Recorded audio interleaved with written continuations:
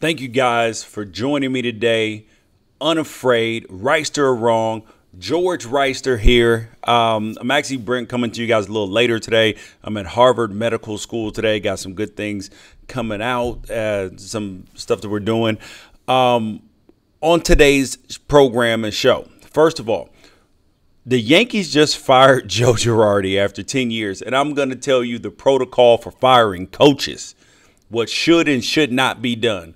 We got some updates in the case about the 5 teens who were charged in Michigan for second-degree murder. Many of you guys weighed in with comments on that. And also the locker room video. There's a football team, a middle school football team in Virginia at Short Pump Middle School. I posted it on my Twitter, posted it on my Facebook. These kids are like dry humping the black kids. It was incredible. And we'll weigh in on that. Just as parents, like, how would you feel if this were your kid? Like, if you were in that situation on both sides. We'll get into that. But to start off, right, the Yankees fired Joe Girardi. He just won the 2 rounds of the playoffs, made it 2 rounds in the playoffs, but they still fired him. And that got me to going in on, like, what needs to happen before you fire a coach, regardless of what the sport is, what the team is. Before you fire a coach, here are the things that you need to do. Every year, a coach needs to be evaluated, win or lose, whether it's you win the Super Bowl, you win the World Series, or the NBA championship, you need to be evaluated. You always do. There is 2 questions that you need to answer before you decide to fire a coach. Always 2 questions. First question is, can we get somebody in here who's guaranteed to do a better job? Can we? And the second question is there hope? Is there hope that the future is brighter than the past in terms of recruiting, or whether you are going into free agents dinners? Is the future brighter than the past? Because the reality is this, is that expectations on sports is that everybody's supposed to win. That is insane. I mean, I get that everybody wants to win, but everybody cannot win. That's the truth. When you look at college football, the World Series, when you look at the NFL, everybody does not win a championship, and you have to get over it. Sometimes your team is just going to be good. Sometimes you're going to be the Buffalo Bills. So all these unrealistic expectations, they get coaches fired. The Yankees just didn't bring Joe Girardi back after making it to 1 game away from the World Series. And mind you, the man has already won a World Series, because everybody wants a coach that's going to bring a championship. But everybody can't win a championship. There are only so many Super Bowls, so many national championships to go around. And most of the time, fans, I should say, they over-evaluate their job opening. Of course, it's a high-paying and prestigious job, so people are going to be interested. But quantity does not always equal quality when it comes to coaching. People overvalue their coaching jobs. Let's take it, for example, Texas A&M. Texas A&M, their fans think that they are national championship bound. So some of them want to fire Charlie Strong. What kind of sense does that make? You're in College Station, and you, for some reason, think that you should be a national championship team every year? No, that's not the way it works. You're not Alabama. You're not anybody else. But look at the Yankees, right? They just fired Joe Girardi after 10 years, 6 trips to the playoffs, and a World Series. I mean, it is like, I can't even fathom the levels of craziness that Brian Cashman went through when he decided not to, their GM, when he decided not to bring Joe Girardi back. But what this comes down to is, this comes down to philosophy, right?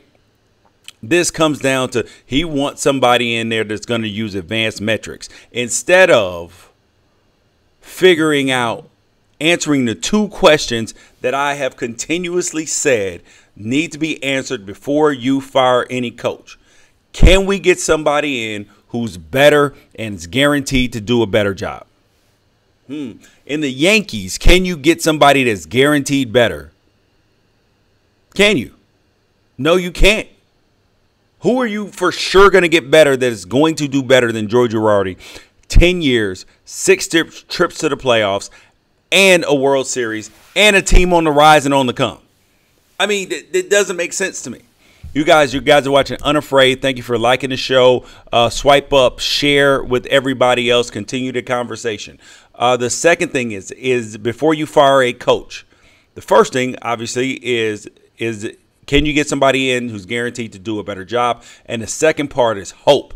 Is there hope that the future is brighter than the past?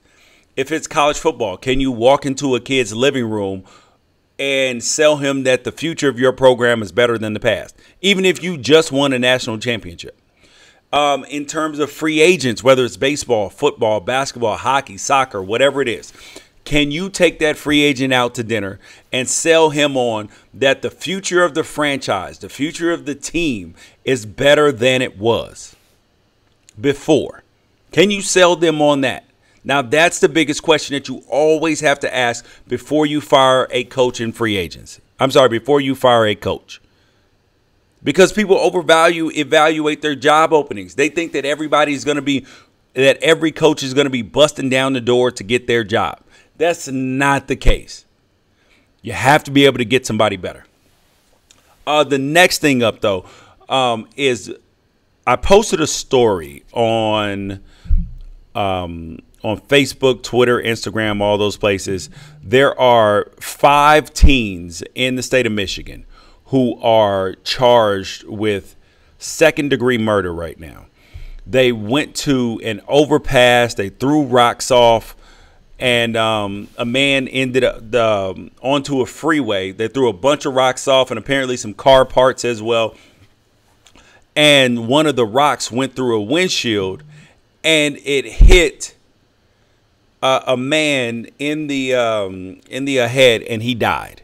So these 5 teams are being charged with murder in the second degree, potentially face life in jail. And I asked a question, right?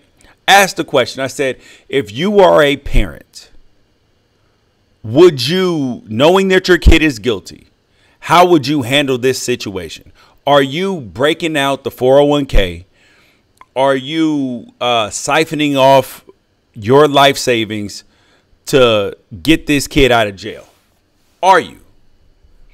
And the results were kind of a mixed bag. I was kind of astonished with some of the replies. Most of the people who replied said absolutely not. Are you going to empty your 401k to get the kid out of jail? People responded back with, even if their kid gets a ticket after they're 18, they're on their own. Some people said they're going to jail. Some people said that they would try to arrange to get a plea deal for the kids. Because isn't this where we get lost sometimes as parents? Instead of simply, like we want to teach our kids consequences, but at the same time, we really don't want them to face those consequences, right? Because the consequences sometimes are dire and they're hard, right? So why on earth, well, I should say, how can we expect our kids to grow when we won't let them face consequences?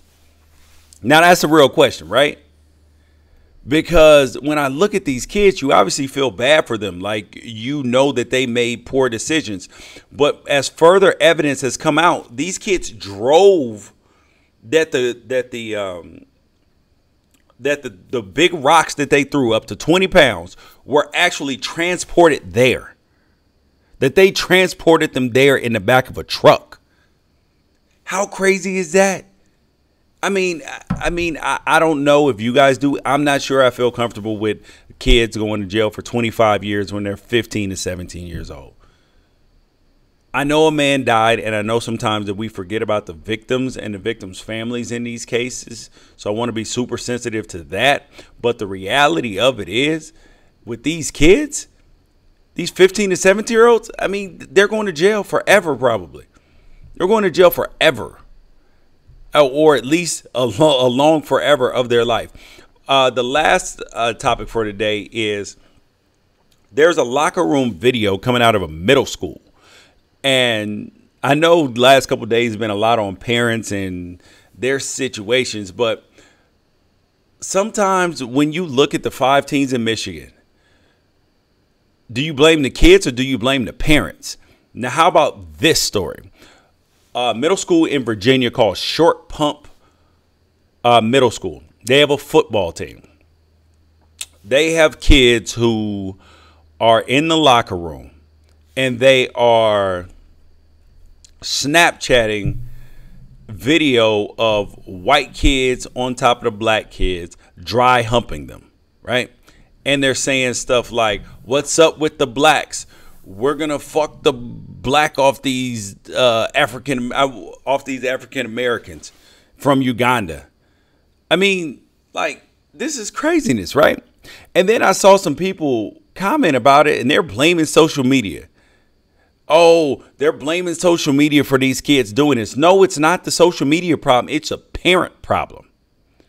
It's a parent problem, because I know that if my kid was on the ground getting dry humped and held down by these kids, 2 things probably would have happened.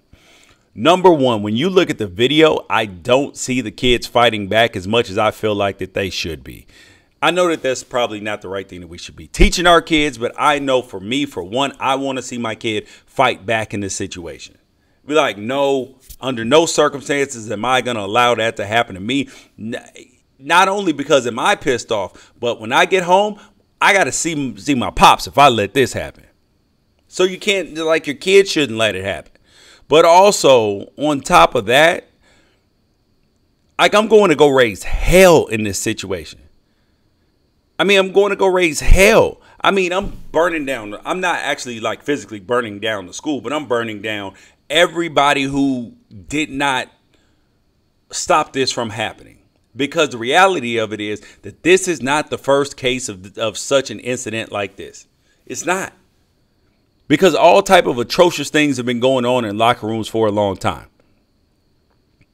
Because I've heard stories of, and we've seen it on the news, plungers being stuck up kids' butts, and, you know, them whipping the kids, and alcohol and all types of strange things that go on in locker rooms. And as me being in a locker room, I mean, I talked about it in the Unafraid Anonymous emails last week, because somebody asked me about sexual harassment in locker rooms. And I was like, yeah, like, it's not normally so. But I did tell a story about a teammate I had who used to run around with a 12-inch dildo. Run around with it stuck in a singlet. Messing around. And so mind you, that wasn't actually hurting anybody. But there are some other strange things that have gone on in locker rooms. When you talk about the types of things that Charles Haley did in locker rooms, when he was playing with the Cowboys and the 49ers, just out there, just craziness, slinging his thing around, man, hitting people with it, going and standing in front of people. I mean, just all kind of stuff. That's not okay. And at the point in time that middle school kids are doing it, it is not social media's fault. It is not Snapchat's fault. It's a parent problem. And I am going to bat for this. I mean, just absolutely going crazy on this if this is my kid. Going crazy on it. Because it doesn't make sense to me why the consequences of what has happened in the situation. They canceled the team season. They're still practicing. Nobody's been suspended from school. Nothing has really happened in the situation. Except for, oh, boys will be boys. See, I'm a person who believes that boys will be boys. However, you have to teach them that certain stuff is just not acceptable and not okay. I mean, I get that they're going to make some poor decisions. They're going to make some poor choices as boys. But at the point in time where you're getting on Snapchat saying racist stuff, dry humping other kids, I mean, why on earth would they think that this is okay? This is a parent problem if they think that this is okay. Their parents need to be the one that are going to jail, not the damn kids, because they're unsupervised. They are like the kids at no point in time are the right things happening in those kids' house, whether it's the 5 teens that are charged with murder in Michigan who were throwing the rocks off the bridge, or whether it's these middle schoolers in Virginia, dry humping, saying racial stuff about the kids. It just doesn't make sense to me. It doesn't make sense to me how we as parents want to blame the kids, throw the kids in jail. We want to throw the kids under the jail, but we don't actually want to get to the problem. Because the reality of it is that if it were your kid in the trouble, you're bailing them out. And truth be told, if it's my kid in the situation, I'm going to do a little bit to help them out. But I mean, I need him to pay a little bit. I don't want him to go to jail for 25 years, but he's got to pay a little bit. Because otherwise, I am contributing to this affluenza where you just bail your kids out of trouble and they don't learn the consequences of their actions and they just continue to do reckless and stupid stuff. That's just the truth, man. So we're quick episode today. Firing coaches. When should you fire coaches? Okay. Answer your question. How could children have changed so much in 2 generations?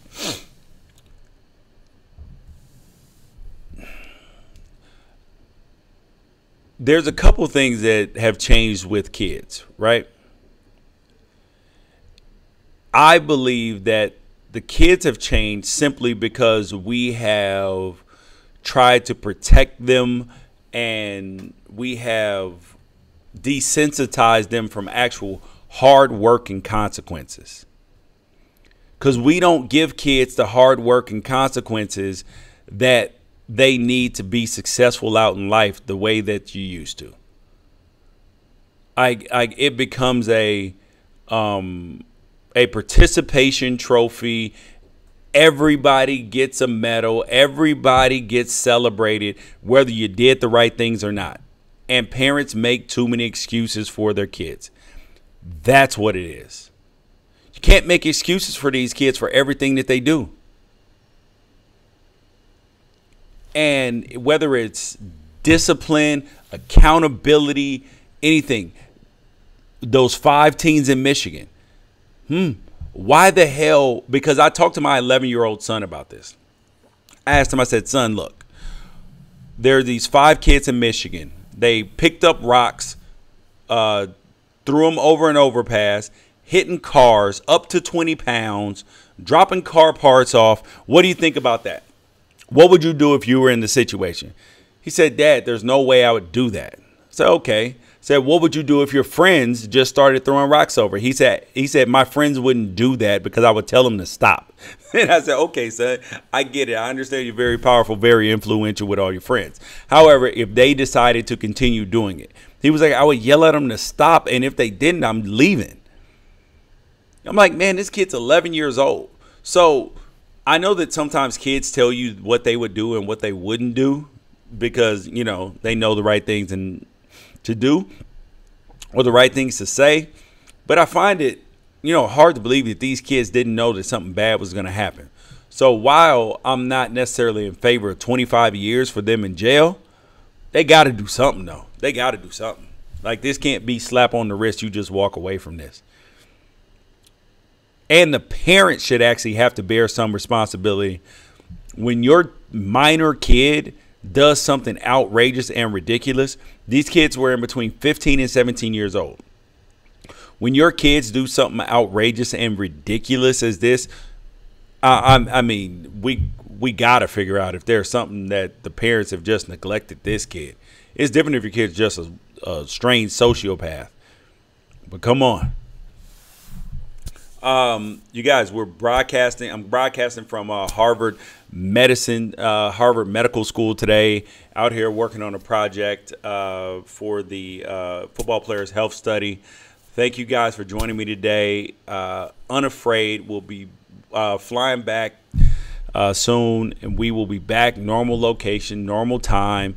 I appreciate you guys joining me. Please like the feed, share the feed, continue the conversation, and I will catch you guys tomorrow.